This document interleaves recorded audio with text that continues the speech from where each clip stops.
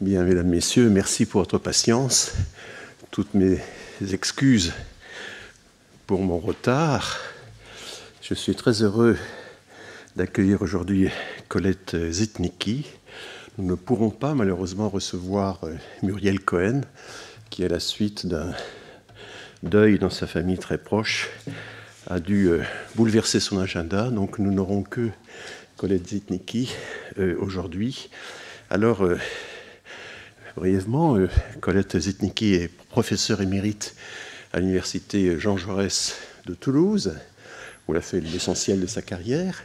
Elle a commencé par étudier l'intégration, l'insertion des Juifs du Maghreb dans la région de Toulouse avant et après les rapatriements. Elle s'est intéressée à des sujets très originaux, comme par exemple le tourisme en situation coloniale, la façon dont les autorités, les entreprises ont organisé un tourisme colonial d'élite en Algérie. Elle a travaillé ensuite sur et ce sera le sujet aujourd'hui, les colonisations, la fondation des villages coloniaux peu de temps après la conquête. Notamment, elle a fait une monographie sur un village qui n'est pas très loin d'Alger, qui était un des premiers villages de colonisation. Et on voit bien comment une monographie approfondie permet ensuite de vous donner des atouts qui permettent d'étudier de façon plus systématique d'autres cas et de monter en généralité.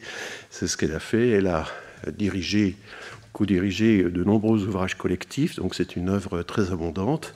Et puis mon attention a été attirée sur elle par ce magnifique ouvrage, La conquête, comment les Français ont pris possession de l'Algérie, chez Taillandier. C'est paru l'an dernier.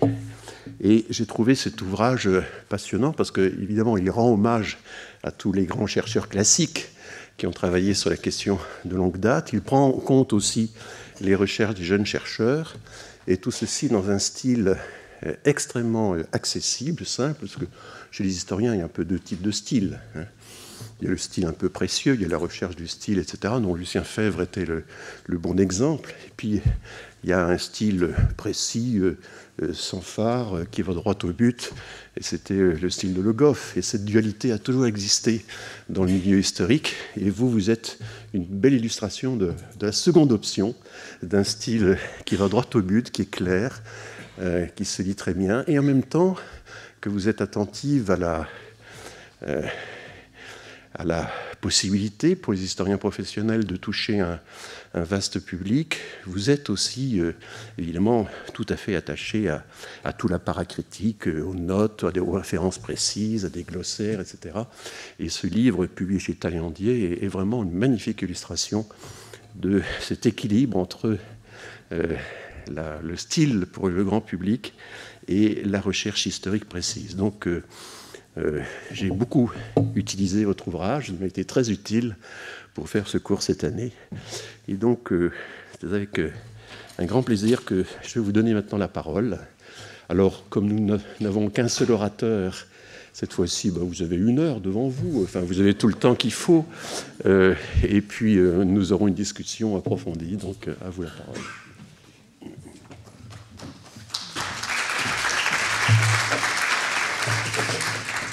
Merci, Monsieur Errand, pour votre invitation, tout d'abord, et pour cette présentation très, très élogieuse. Donc, je vais vous parler aujourd'hui des migrants et colons en Algérie au premier temps de la conquête. Effectivement, j'ai travaillé sur cette thématique en l'abordant sous la forme d'une monographie, effectivement, en m'intéressant à un village non loin d'Alger qui s'appelle Draria, qui aujourd'hui est une banlieue d'Alger. On va d'Alger à Draria sans solution de continuité, si je puis dire. C'est peuplé de part et d'autre. Alors, je vais partir ici. Je vais me familiariser avec... Hop. Je vais partir d'ici, je vais vous montrer beaucoup d'archives, en fait. Je vais ouvrir un peu la boîte de travail des historiens et des historiennes, ou des historiennes et des historiens. Et donc, je vais partir d'une archive j'espère que c'est un peu lisible, c'est le résumé d'un courrier qu'a adressé le général Vallée, qui était à cette époque-là, en 1839, gouverneur général de l'Algérie. Donc le résumé d'une lettre qu'il a envoyée au ministre de la Guerre en place à Paris. Et il dit donc qu'il y a 2 périodes pour la fondation d'une colonie. La première, donc, c'est la conquête du pays, et la deuxième, c'est le développement progressif d'une population agricole et industrielle. Et donc, comment arriver à développer progressivement une population agricole et industrielle? On va tout de suite au petit 2. Donc, 2 systèmes de colonisation présentement. Donc, le deuxième, de colons appartenant à toutes les nations et apportant avec eux des moyens d'exploitation et d'existence pendant la première année. Et donc là, on est au cœur de notre sujet. Ce sujet, c'est celui qui va se poser pour l'administration coloniale, tant à Paris qu'à Alger, qui est de coloniser.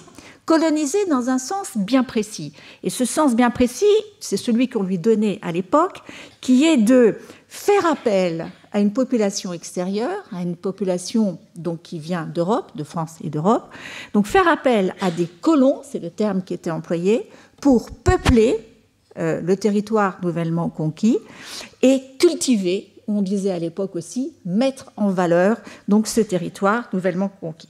Et je vais donc placer ici la focale à la fois sur cette politique de peuplement, une sorte d'ingénierie sociale manipulant les individus, vous allez le voir, dans le but justement donc de mettre en valeur cette terre et cette politique donc qui est menée par l'administration coloniale. Et je vais aussi placer la focale sur ceux qui sont au cœur de cette politique de peuplement, c'est-à-dire ceux qu'on appelait les colons, ces Français donc qui viennent de la métropole, ou nous le verrons, puisqu'il s'agit là de faire appel à toutes les nations, donc ceux qu'on appelait donc des Européens qui ont répondu ou pas à cet appel de peuplement. Autrement dit, comment devient-on colon? Quel sort leur fut réservé en Algérie au début de la colonisation en général? Telles sont les questions donc, que je vais aborder sous l'angle concret, parce que j'ai voulu aller au cœur de cette problématique, sous l'angle concret de 2 exemples, donc celui de Draria, que je vais reprendre, et l'exemple moins connu d'une colonisation faisant appel à des colons irlandais. Ça, c'est tout à fait, je dirais, plus exotique, si je puis dire. Mais auparavant, je vais planter un peu le décor et je vais retracer un peu le tableau général dans lequel s'inscrit cette politique de peuplement. Alors tout d'abord, petit point de bibliographie. Voilà, donc ça c'est le plan. Donc, petit point de bibliographie. Quand on s'intéresse aux colons qui ont peuplé l'Algérie, vous allez trouver une abondante littérature, je dirais, de mémoire d'anciens colons, si je puis dire, ou de descendants de colons, qui racontent en particulier la vie de leur village ou de leur ville ou de leur quartier. Mais je dirais que les historiens et les historiennes se sont assez peu intéressés à cette question du peuplement par les colons de l'Algérie. Alors, je fais référence ici, par ordre, je dirais presque chronologique, à un ouvrage important qui a été publié dans les derniers temps de la colonisation, qui fait un peu cette transition entre la production coloniale et la production post-coloniale ou décoloniale. Donc, Xavier Iacono, La colonisation des plaines du Chélif, donc à l'ouest de l'Algérie, de la Vigerie aux confluences de la Mina, et c'est une étude sur le terrain très très précise, si vous voulez, de la colonisation agricole, en partant d'une étude géographique et arrivant à une étude démographique, économique, etc., comme on en faisait d'ailleurs dans les années 50. C'est aujourd'hui sur un plan, je dirais, pas forcément conceptuel, mais en tout cas factuel, très très très riche. Et on a un peu oublié en histoire tout ce courant des historiens qui ont fait des grandes thèses dans les années 50. Je pense aussi à André Nouchi qui a travaillé sur l'Est algérien. C'est, en particulier, là je m'adresse aux jeunes chercheurs, il faut revenir à ce travail-là qui a été très important. Et puis, je fais référence à deux travaux plus récents, le travail de Jennifer Sessions, By Sword and Plough, excusez mon anglais, France and the Conquest of Algeria, qui est un ouvrage très utile, où elle travaille en particulier, pas uniquement, sur cette population, cette politique de peuplement, avec une focale sur les colons, la façon dont on a choisi les colons, comment les colons ont réagi, etc. Et puis vous avez un autre travail, là, qui est une sorte de monographie, le livre de Christine Mussard, Lakal, un territoire de colonisation dans l'Est algérien, où elle se pose la question, je dirais, plus politique, c'est-à-dire qu'est-ce qu'une commune dans l'espace algérien. Et je me suis servi aussi d'une analyse plus globale de Guy Brunet et Kamel Kateb, l'Algérie des Européens au XIXe siècle, naissance d'une population et transformation d'une société. Donc voilà, il y a je dirais, une bibliographie en cours, il y a des travaux aussi qui continuent à être menés sur ce terrain.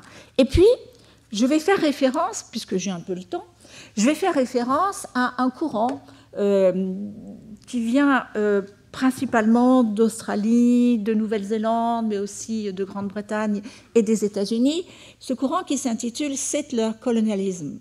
Et c'est un courant, si vous voulez, tout à fait original, qui est apparu il y a une dizaine d'années, donc sous la plume d'historiens comme Patrick Wolf et Lorenzo Veracini en particulier. Il y a même une revue maintenant qui s'appelle « Settler Colonialism », et basé sur l'idée suivante. Donc, le phénomène de conquête devient une occupation pérenne, là on est d'accord, avec le processus que l'on connaît bien d'expropriation des terres et d'éradication partielle, voire et très violente des populations locales.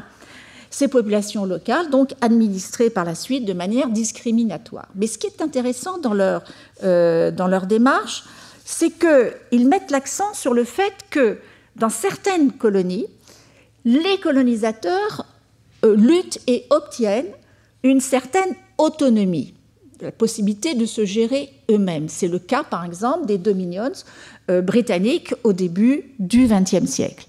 Et que c'est eux, finalement, qui vont mener le processus de décolonisation, et non pas les autochtones, si je puis dire. Ce qui amène Patrick Wolf à dire que « invasion is a structure », excusez mon anglais, « not an event ». Donc une structure, pas un événement. Pourquoi ? Parce que ce type de colonisation se prolonge jusqu'à nos jours. La décolonisation se fait au profit des conquérants qui imposent toujours leurs normes aux populations autochtones, et en ce sens, on peut dire que la colonisation n'est pas achevée à ce jour et que les populations autochtones restent toujours soumises à la culture, à la domination des anciens colonisateurs. Alors la question qui peut se poser, c'est de savoir si on peut ranger, si vous voulez, l'Algérie dans ce type de colonie.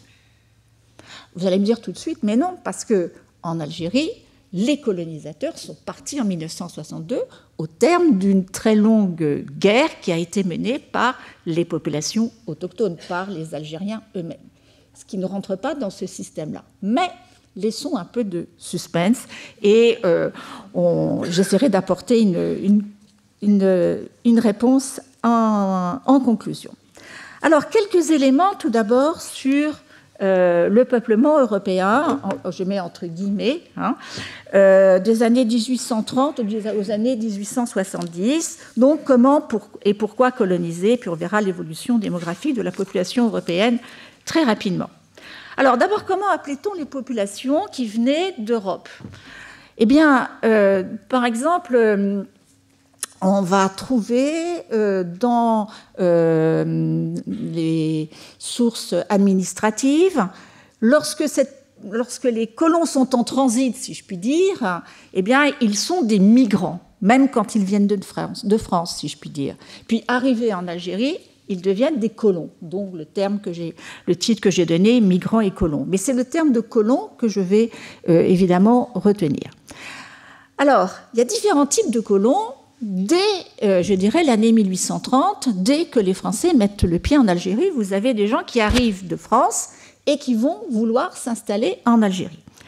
Et vous avez en particulier, dès le début de la colonisation, ce qu'on a appelé les grands colons, ou les colons aux gants jaunes. Ce sont des gens qui vont acheter, je ne vais pas rentrer dans les détails, mais qui vont acheter des terres de façon, je dirais, pas toujours très claire aux propriétaires locaux, et qui vont se tailler parfois de grands domaines, comme dans la région d'Alger, un grand propriétaire qui venait du sud-ouest, qui s'appelait Augustin de Vialard, qui va se tailler un domaine dans cette région-là.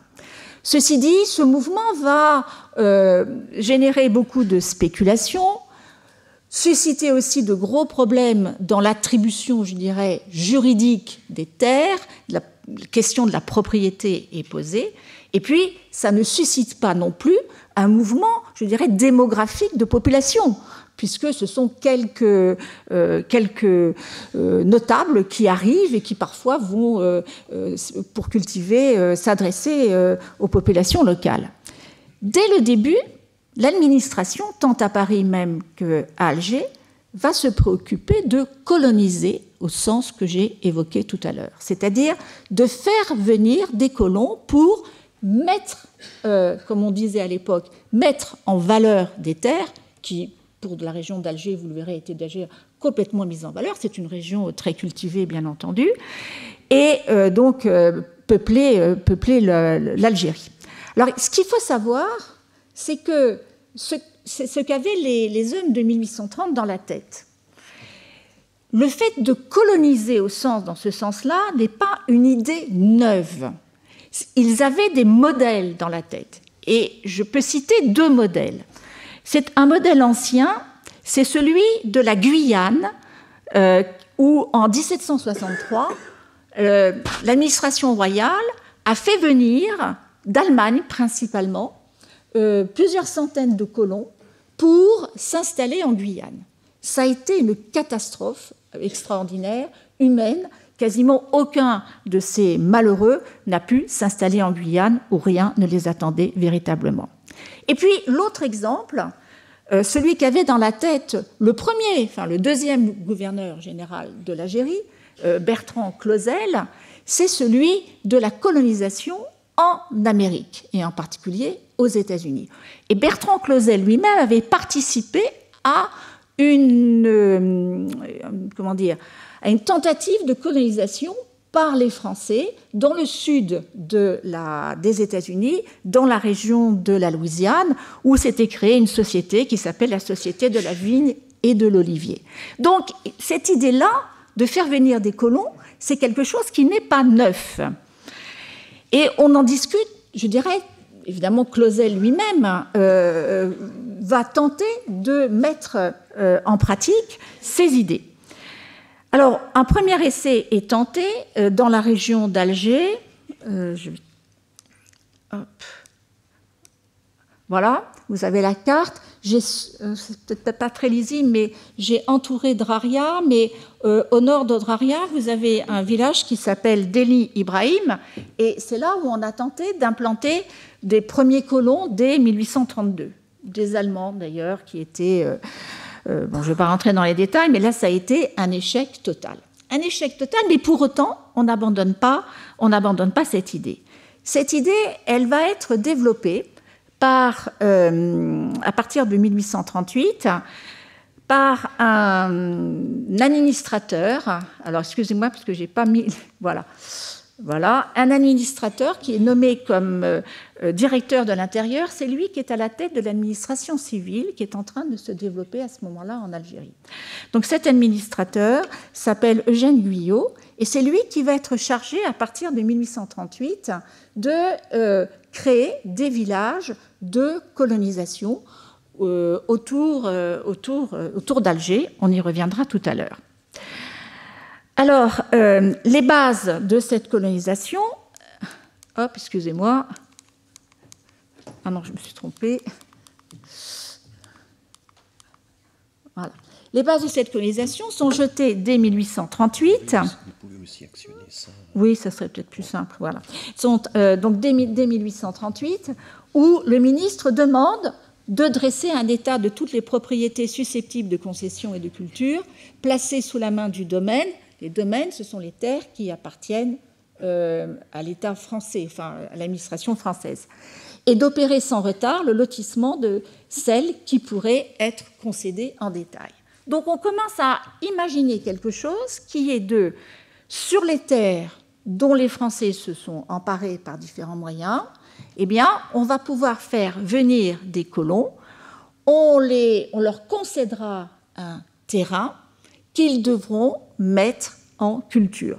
Donc l'idée est ici développée dès 1838, donc de rechercher avec soin de déterminer les emplacements dans lesquels les villages pourraient être convenablement établis dans les conditions désirables de salubrité, de fertilité du sol voisin et de facilité pour la défense.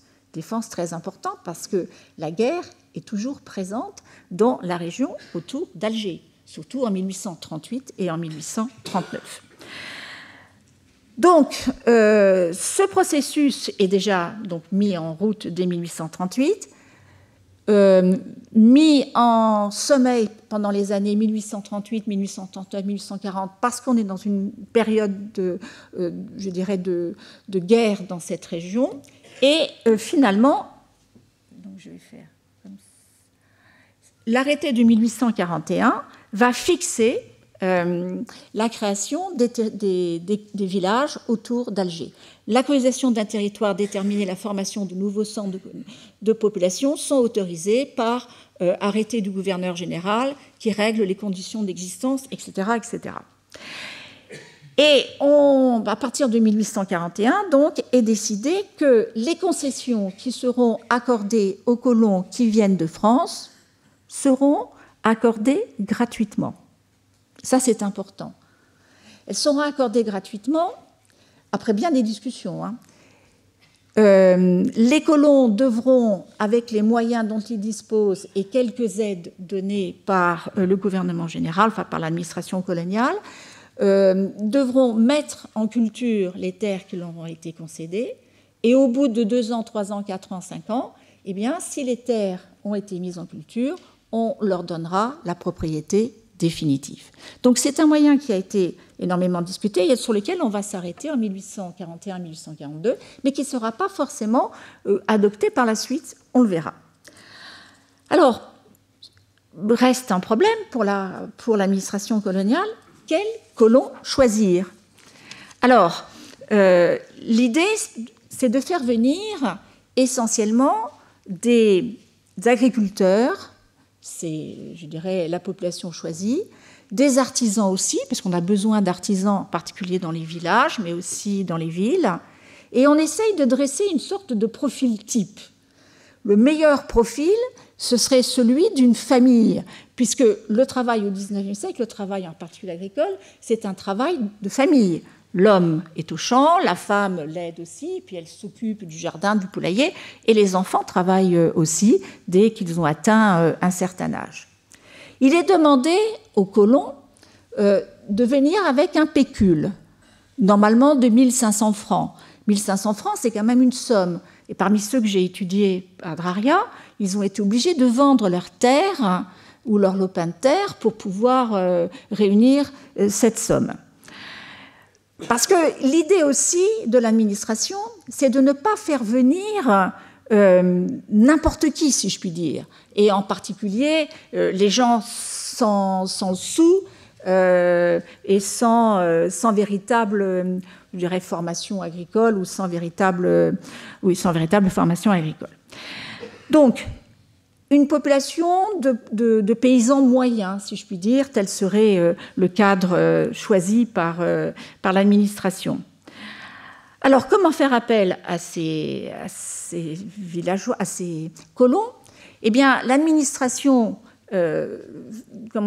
informe de cette décision donc de 1841 de créer des villages autour d'Alger les préfets en France. Ces préfets font des prospectus qui distribuent, par exemple, dans les mairies, et les colons donc, sont donc appelés à faire œuvre de candidature. Pour cela, ils doivent montrer un certificat de bonne vie et mœurs qui est signé par le maire et vérifié aussi par le préfet.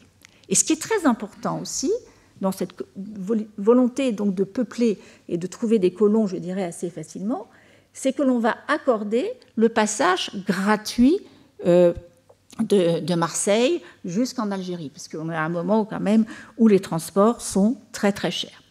Alors, quelques exemples. Hop. Non. Excusez-moi, parce que comme j'ai modifié... Voilà. Quelques exemples de lettres de candidature. Il se trouve que dans les archives qui sont de l'Algérie, qui sont conservées à Aix, ce qu'on appelle les ANOM, on a une source extraordinaire qui s'appelle les dossiers de concession. Les concessions, chaque concessionnaire a un dossier à son nom et vous avez toute la correspondance relative donc à cette famille. Parfois, ça peut atteindre ça, puisque les colons vont énormément écrire dans les premiers temps de leur installation. Et d'ailleurs, c'est une source extraordinaire aussi sur la population agricole française. Je ne sais pas si dans les sources françaises, on a ça, l'équivalent. Donc voilà ici la candidature de Jean Roth. Hein.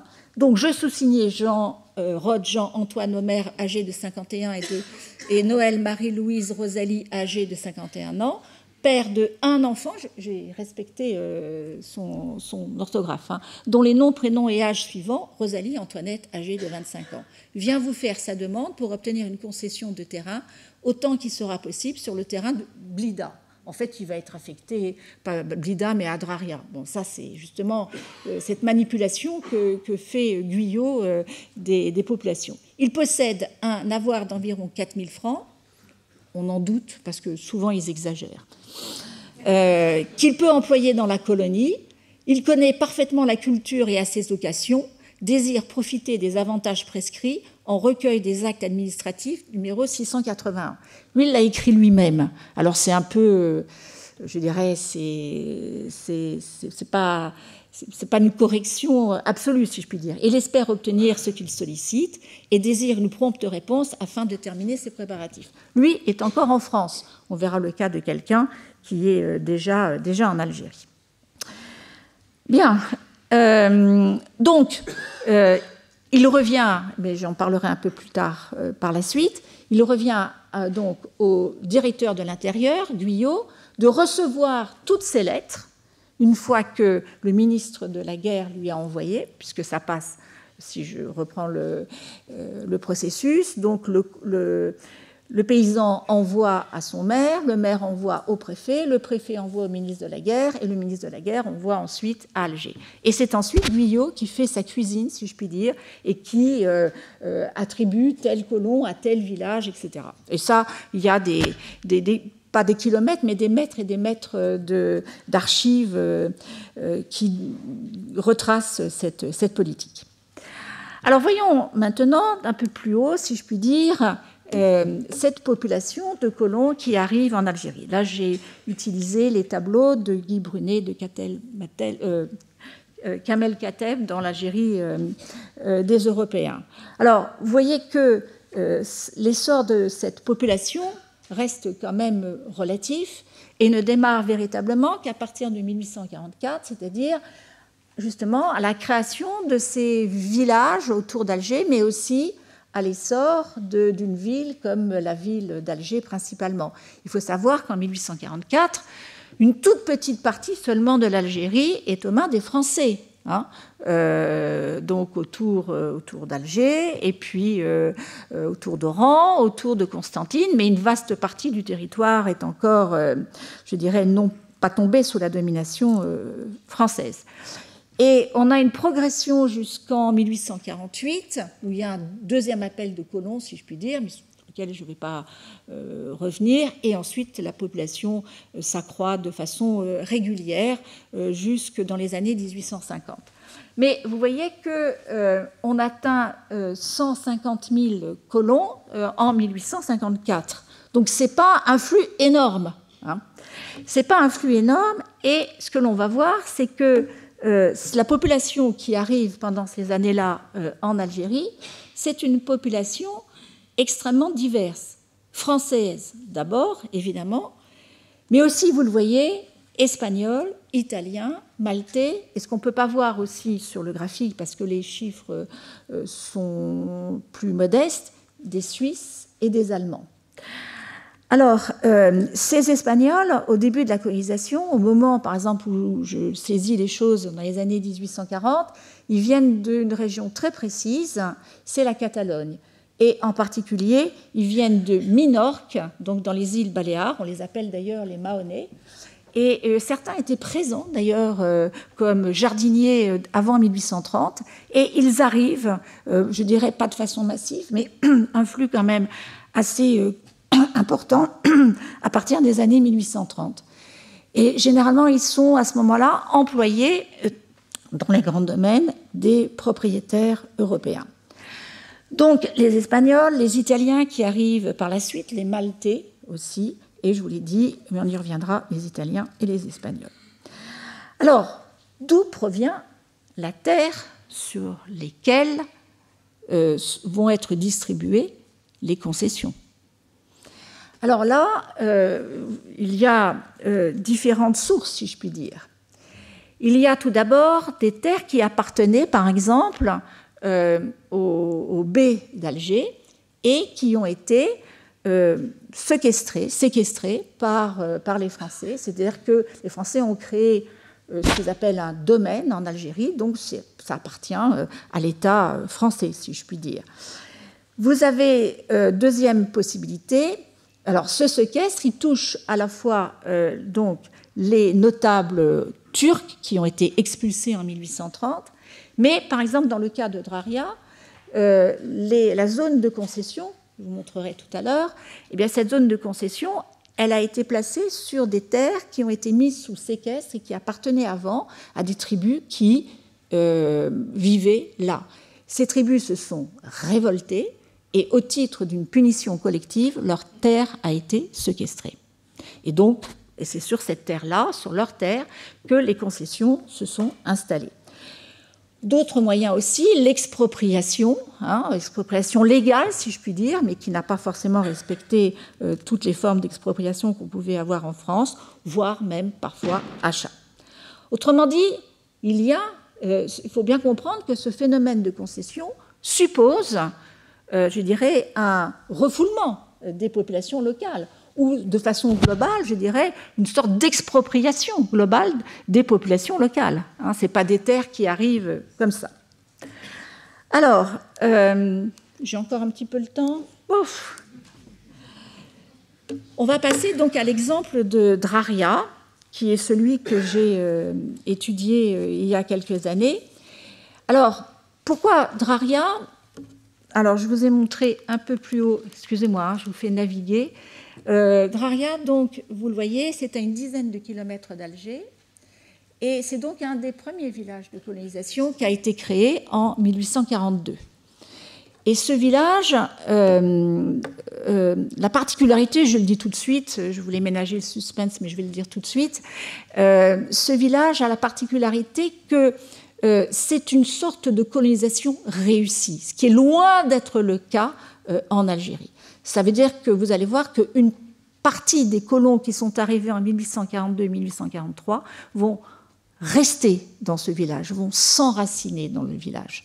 Et lors d'une enquête qui a été faite en 1927, la chose a été signalée, puisque dans beaucoup de villages, il y a eu au contraire un turnover absolument extraordinaire. Alors, Draria, donc, ou l'exemple d'une colonisation, entre guillemets, réussie, du point de vue des colons, bien entendu.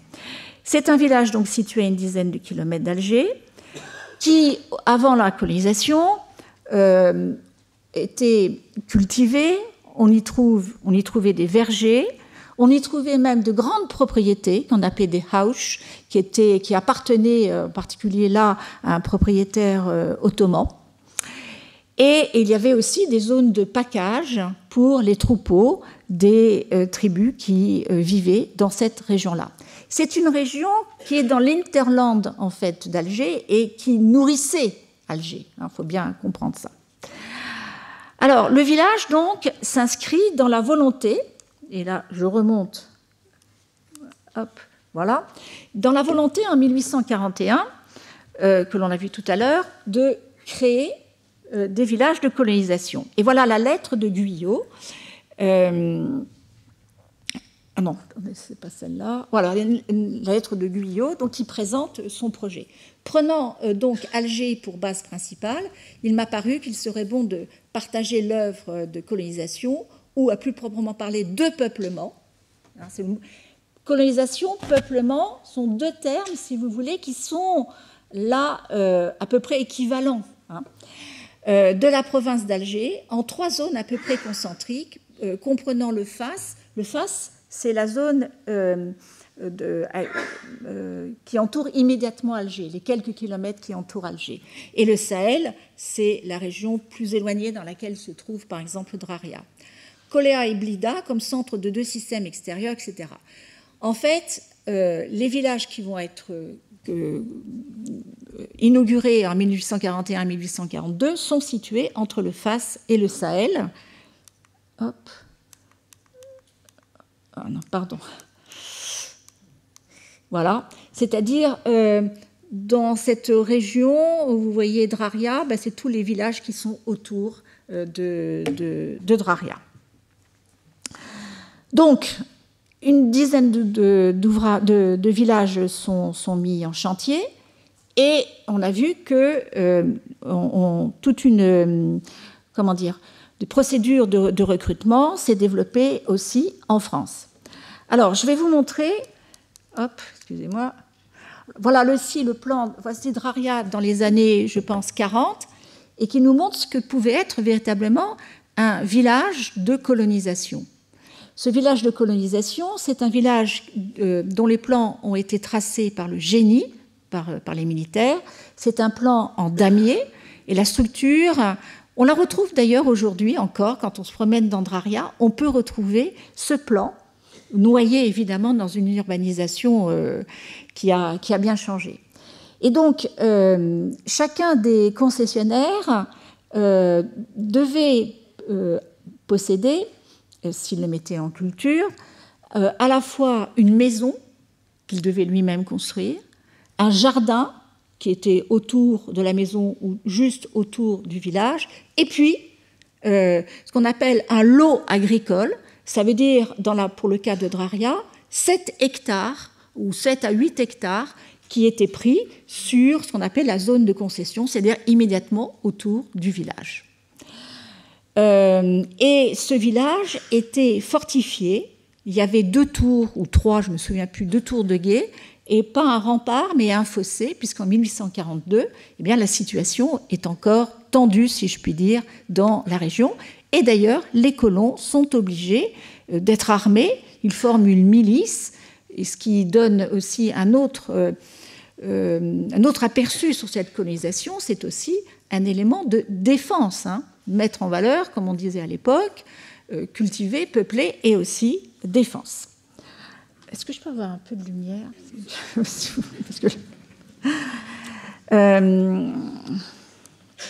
Voilà. Voici une autre lettre de colon dont on va parler par la suite. C'est celle de Roman Dio. Alors, j'ai respecté l'orthographe du personnage. Il faut le lire pour en percevoir le sens. Donc je me présente à vous en qualité de colon, charpentier et cultivateur.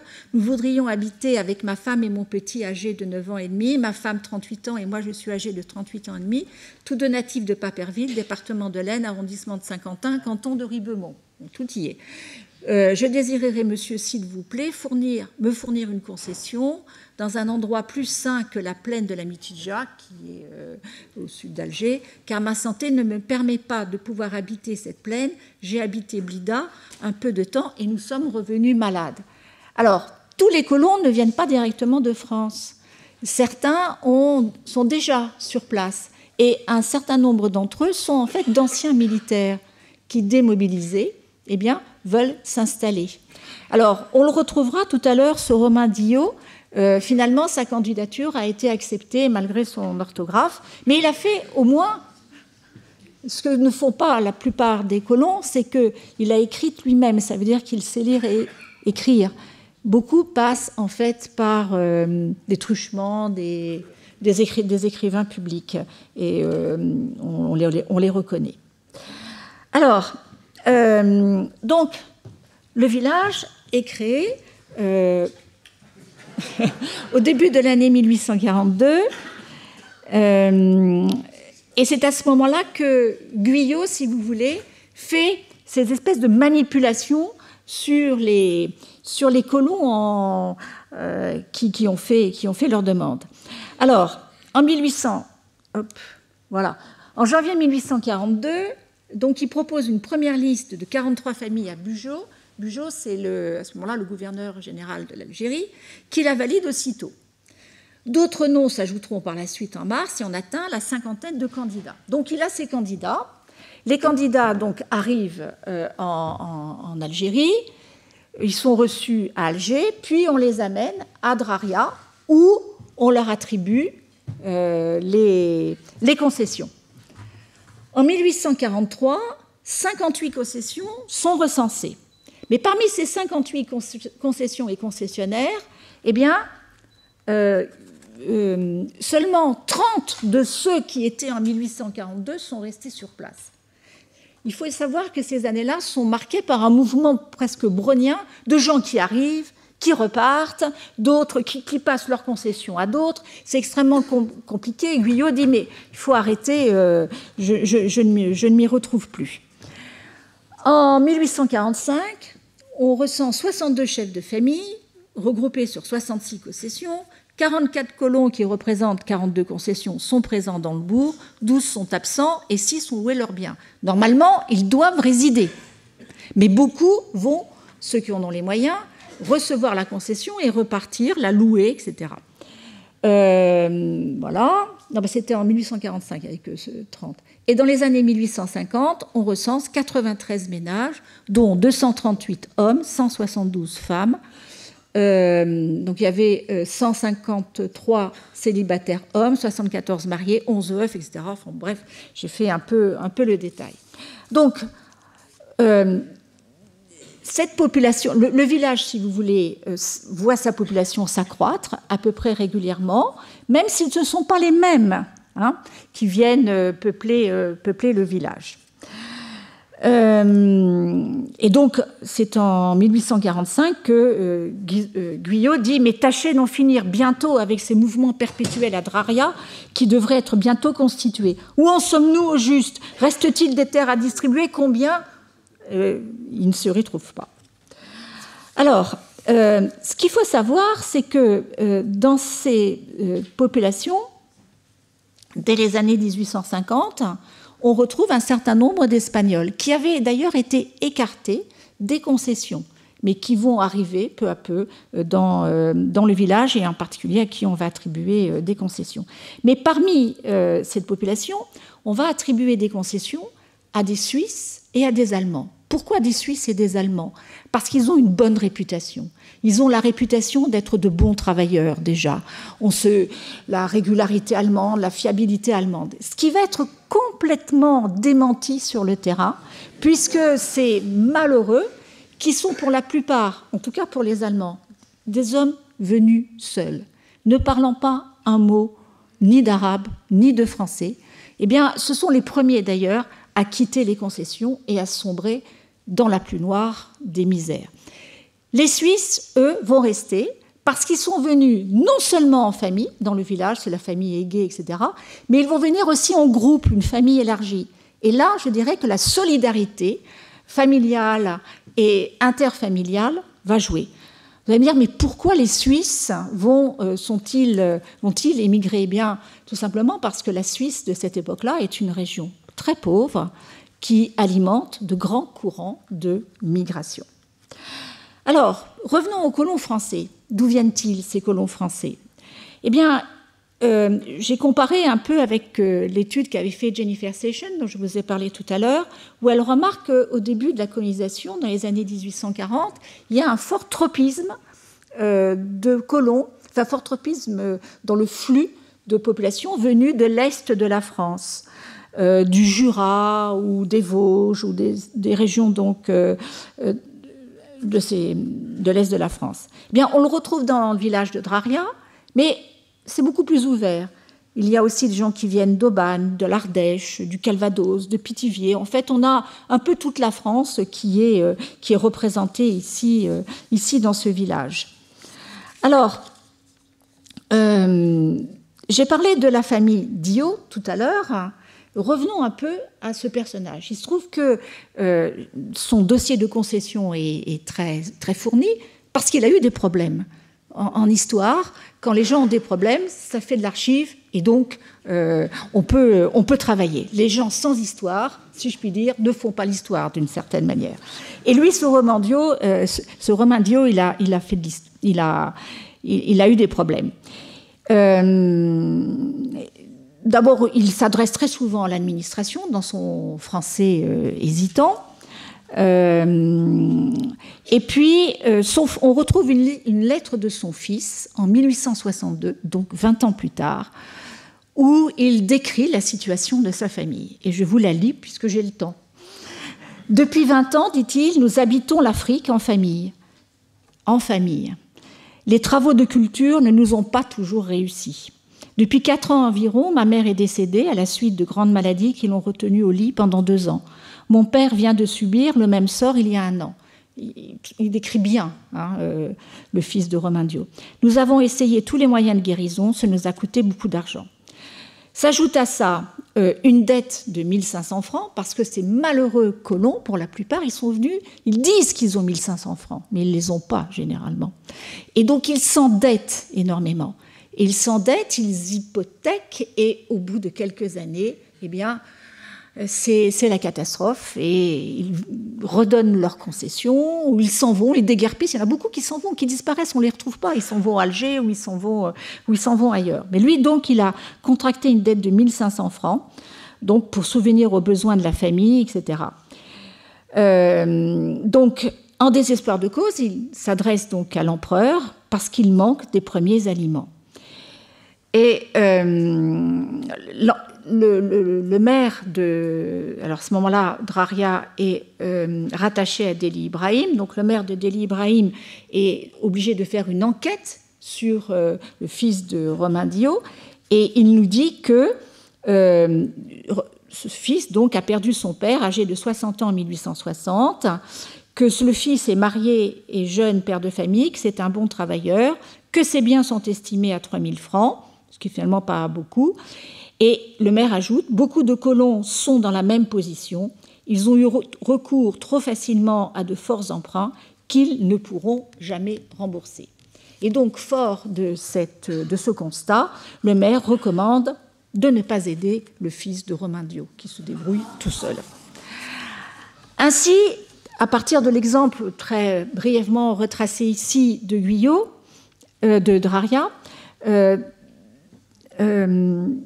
peut-on mettre en exergue, si vous voulez, la politique qui a été suivie. Guyot, autour des années 1841-1843, s'est livré à donc ce que j'ai appelé en introduction une sorte d'ingénierie sociale assez inédite, en tout cas dans ses modalités, recréant de toutes pièces, non pas une société nouvelle, mais quelque chose qui est inspiré par le modèle rural français. C'est-à-dire qu'il lui fallait un certain nombre d'agriculteurs. On va y ajouter aussi quelques grands propriétaires par la suite qui, eux, achètent leurs terres. Ça ne passe pas par l'État, bien entendu. 2 éléments, toutefois, de cette société nouvelle créée en Algérie différencient le village de Draria de ceux que l'on trouvait en France. D'une part, la diversité nationale de ses habitants, colons, je parlerai des Algériens par la suite, et surtout le refoulement des populations autochtones qui subsistent dans la commune, puisque la zone de concession n'est qu'une partie de la commune. Les populations autochtones, les Algériens, sont là. Mais ils sont, si je puis dire, aux marges du village. D'une part, en 1842-1843, il n'y a aucun Algérien qui habite le village. Ils habitent à l'extérieur.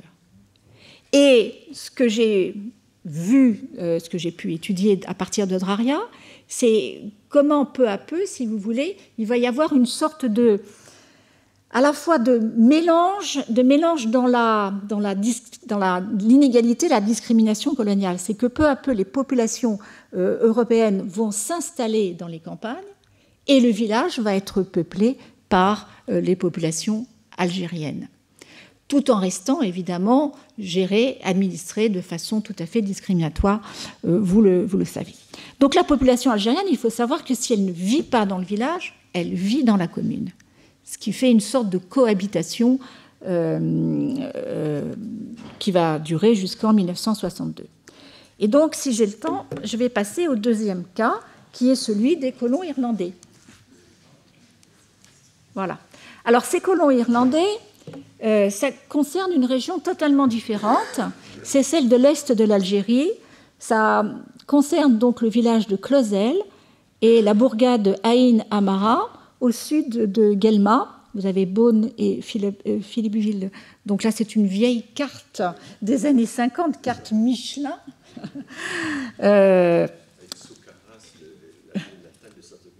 Voilà. Donc, alors, comme je l'ai dit tout à l'heure, l'appel à la colonisation étrangère est quelque chose qui n'est pas neuf, puisque déjà en Guyane, on avait fait appel à des malheureux qui venaient du Palatinat. L'idée, dès 1830, c'est de détourner une partie de la migration qui se dirige, migration européenne, qui se dirige vers les États-Unis, de la voilà,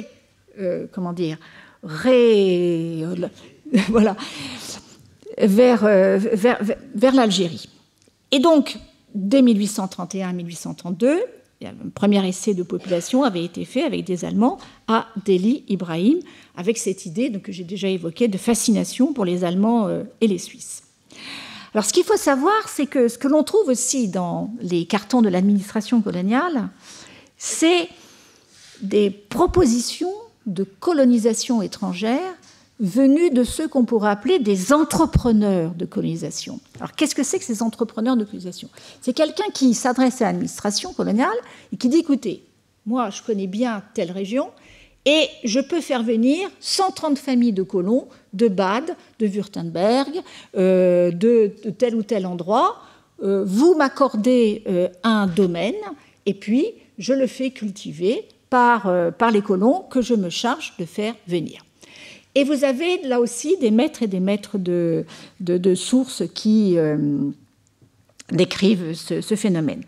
Donc en particulier, vous avez beaucoup de gens qui demandent à faire venir leurs compatriotes allemands, beaucoup de Suisses, mais aussi des Polonais, ça n'a pas marché, des Maronites, ça n'a pas marché, des Espagnols, non plus ça n'a pas marché, les Espagnols sont venus tout seuls.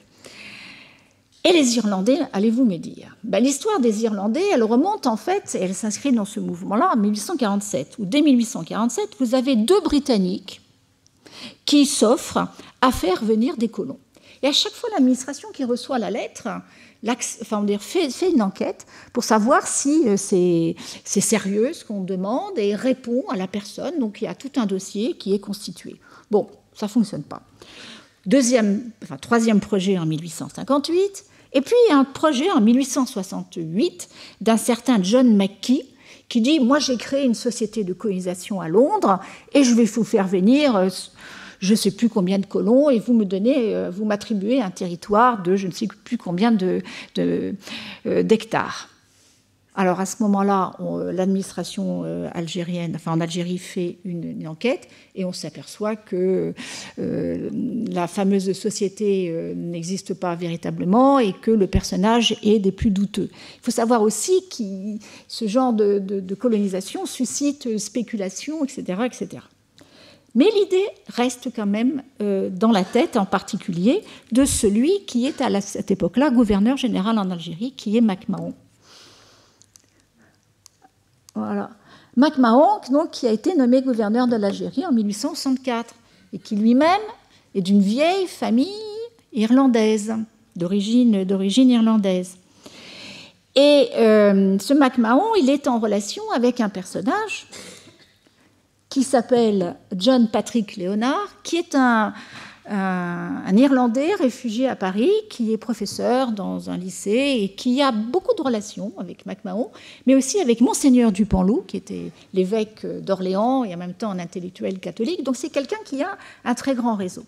Et donc Léonard, finalement, va reprendre, en accord avec MacMahon, ou peut-être sur la suggestion de MacMahon, reste à savoir, cette idée de faire venir des colons irlandais en Algérie. Mais pourquoi des colons irlandais en Algérie?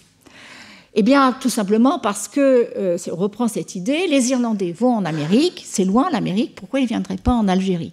Et puis pourquoi l'Algérie? Eh bien, pourquoi ce seraient des bons colons? Ce sont des bons catholiques, ce sont de bons agriculteurs, et donc ils ont toute vocation à s'installer chez nous, ici, en Algérie.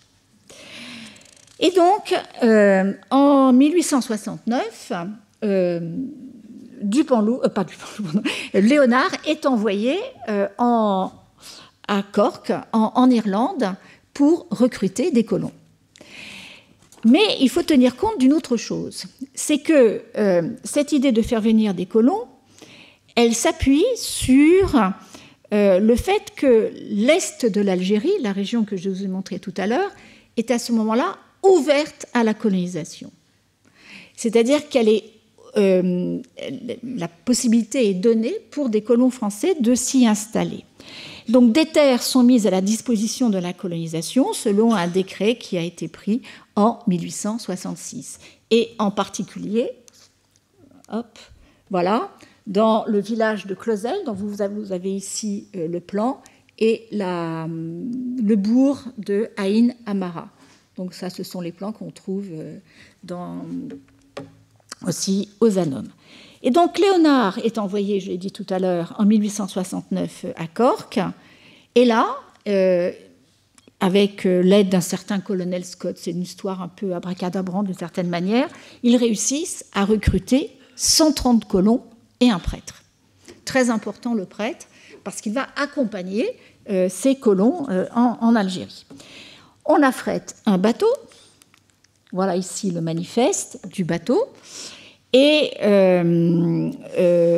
on recense 19 chefs de famille, dont l'un a 10 enfants, 28 célibataires, 10 orphelins et 6 tailleurs de lin.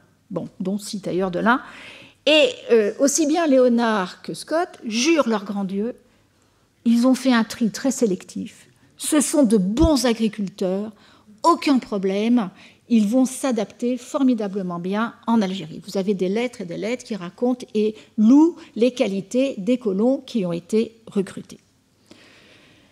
Ces colons donc sont envoyés normalement pour peupler donc ces villages qui sont en construction, si je puis dire. Mais au moment où ils vont arriver, en octobre 1869, rien n'est véritablement sorti de terre. Juste les routes et peut-être une fontaine. Donc ils arrivent, et certains d'entre eux devaient aussi travailler sur un domaine voisin d'un grand propriétaire qui s'appelle Monsieur Nicolas, qui avait un domaine de 600 hectares et qui avait besoin d'ouvriers agricoles. Donc c'était l'objectif de faire venir ces colons, c'était à la fois de peupler ces villages et en même temps de fournir en main-d'œuvre ce monsieur Nicolas. Voilà donc nos colons arrivés en octobre 1869 à Beaune et qui attendent d'être affectés dans un village. La déconvenue est terrible, vraiment terrible. Le seul qui avait un petit peu d'argent repart aussitôt, parce qu'il a compris que quand il voit l'état du village, il n'y a absolument rien à faire. En février 1870, seulement 81 Irlandais sont restés en Algérie, dont 38 réduits à la charité publique.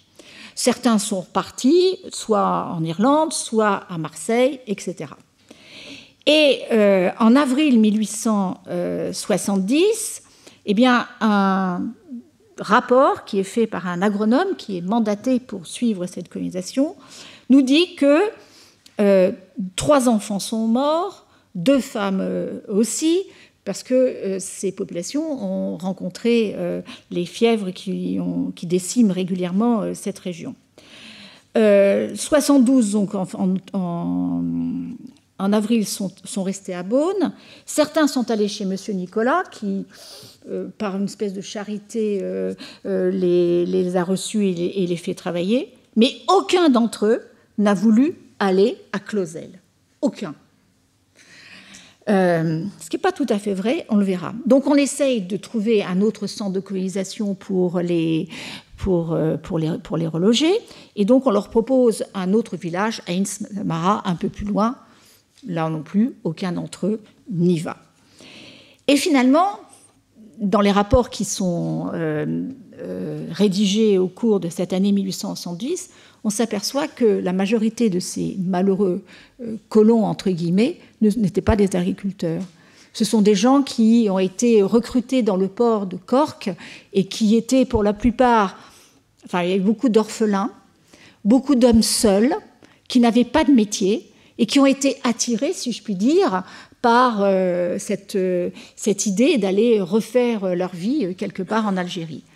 Semble-t-il, d'après l'agronome, il n'y avait seulement que 2 familles de réels agriculteurs.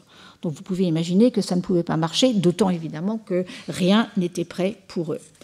Et finalement, le préfet, pas le préfet, mais le consul britannique en Algérie, qui n'était absolument pas au courant de tout ça s'est fait, je dirais, derrière le dos des Anglais, à un moment donné, donc, est contacté par ces familles irlandaises qui sont dans le plus grand dénuement. Les malheureux qui restent pendant l'été 1870, ils sont à la charge, ils sont à la charge de la charité publique à Beaune ou à Guelmas, pour la plupart d'entre eux. Et donc le consul décide de rapatrier ceux qui restent. Et finalement, combien de colons irlandais sont restés en... Hop, je passe. Voilà. Donc, la liste des colons en août 1870, j'ai identifié 2 colons irlandais, enfin migrants irlandais, Murphy, fils et père, qui en fait le père n'était absolument pas un colon, il était policier. Et il a servi d'ailleurs c'était lui le chef de cette petite communauté qui s'est très vite désagrégée. Donc, les Irlandais ont complètement disparu. L'expérience pour eux a été terrible, vous pouvez imaginer ce qu'ils ont connu. J'ai cherché par la suite si d'autres s'étaient installés en Algérie. Je n'ai pas vu, mais bon, c'est un travail qui est en cours. Et même ces Murphy qui sont recensés en 1870, je pense qu'ils n'y sont pas restés. En tout cas, je ne les ai pas vus dans l'état civil par la suite. Mais le village de Clausel va vivre. En 1870 et 71, d'autres colons vont arriver, des Alsaciens et des Lorrains. Et eux vont s'installer et eux vont y rester. Mais il faut savoir qu'entre-temps, le village a été peu à peu équipé et que contrairement aussi à ces malheureux Irlandais, ils parlaient le français. Vous imaginez, c'est quand même un problème pour les Irlandais de se retrouver dans un milieu soit francophone, soit arabophone ou berbérophone. Et c'était aussi pour beaucoup des agriculteurs ou des artisans, et ils sont venus en famille. Donc, en conclusion, donc la politique de peuplement que j'ai décrite ici, donc marquée par bien des hésitations sur la forme à prendre, est-ce qu'il fallait privilégier ce que j'ai évoqué, c'est-à-dire ce qu'on appelle la colonisation officielle, c'est-à-dire organisée par l'État, ou fallait-il favoriser la colonisation libre, c'est-à-dire des gens qui viennent en Algérie librement, qui achètent une terre. Donc fallait-il aller dans un sens ou dans l'autre? La discussion a été nourrie pendant tout le XIXe siècle. Donc cette politique de peuplement a très vite, en tout cas la politique de peuplement officielle, a très vite montré ses limites. En fait, en quoi elle a consisté? Elle a consisté à exporter des pauvres, de façon globale, pour les implanter sans réel accompagnement dans des territoires pris sous différentes formes aux populations locales. On doit souligner donc le succès très relatif dans les appels qui ont été lancés en France à cette colonisation, d'où l'appel évidemment à des populations européennes étrangères. Ces populations européennes étrangères, suisses, allemands, espagnols, italiens, etc., qui vont devenir français par la loi de 1889 dont vous avez entendu parler précédemment. On doit souligner aussi véritablement le coût humain qu'a représenté cette politique de colonisation forcée, si je puis dire. Mais en même temps, cette politique qui a exproprié, refoulé, spolié une partie des populations autochtones a néanmoins provoqué l'enracinement d'une partie des migrants arrivés au cours du XIXe siècle, comme Adraria, comme les Alsaciens lorrains à Clausel, faisant d'eux ce que l'on a appelé des Français d'Algérie, qui ont imposé leur langue, leur culture à toutes les populations autochtones dans tous les sens du terme, et qui ont même développé une sorte d'autonomie, mais une autonomie qui, au contraire, par exemple, de ce qui va se passer dans les Dominions dans l'Empire britannique, est surtout une autonomie locale, une autonomie communale, celle qu'a étudiée, par exemple, Christine Mussard. Il n'y a jamais eu en Algérie de véritable autonomie de l'Algérie, d'autonomie politique réelle vis-à-vis de la métropole, ce qui distingue, si vous voulez, des colonies britanniques. Et aussi, c'est que ces colons de 1800, qui sont arrivés dans 1842, 1843, 1870, 71, ils vont tous partir en 1962, 1963 ou les années suivantes. Donc il n'y a pas de continuité, si vous voulez, dans la politique de peuplement. Il y a cette rupture qui a été la guerre d'indépendance de l'Algérie. Donc si on revient à ce que je disais en introduction, est-ce que l'Algérie fait partie de cette colonisation de peuplement telle que le voient nos collègues anglo-saxons? La chose est à discuter. Certes, il y a eu un peuplement, il y a eu enracinement, il y a eu des formes d'autonomie locale, mais tout ça, évidemment, n'a absolument pas été pérenne. L'Algérie, aujourd'hui, est indépendante. Voilà.